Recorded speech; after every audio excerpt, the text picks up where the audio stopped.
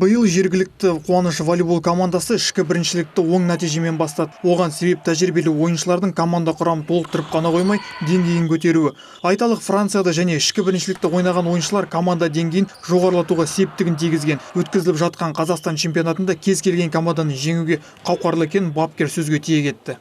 В основном мы все игры выиграли в 3-0. Біз барлық ойындарды 3-0 есебімен жеңдік, бірақ Жетісу және Алтай командаларынан жеңіліс таптық.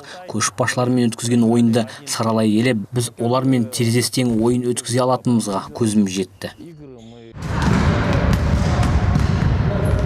Қуаныш волейбол клубының қыздары Қазақстан чемпионатының бірінші кезеңінен кейін 3-ші орында келеді. Қазіргі уақытта келесі ойынға дайындық үстінде. Талдықорғанда өткен бірінші турдың үздік ойыншысының айтуы бойынша басты міндеттердің бірі ойыннан ләззат алып, командаға ойыншыларын түсіне білу екенін айтты. Для меня не столь важно. Мен үшін турдың үздік ойыншысы марапатын алу маңызды емес. Ең бастысы осы спорт түрімен тыныс алып өмір сүргенім. Соңғы ойындар туралы айтар болсам, әрбір ойынның өз қиыншылығы бар. Ең өкініштісі көш бастап тұрған қарсыластарымызға ұтылып қалған. Оған біршама себептер бар, бірақ алдағы уақытта жеңісті күндер алыс емес деген үміттемін.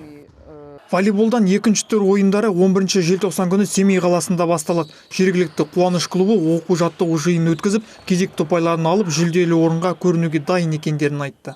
Қуаныш Қапес, Қуаныш Әлтенов, Первый Северный.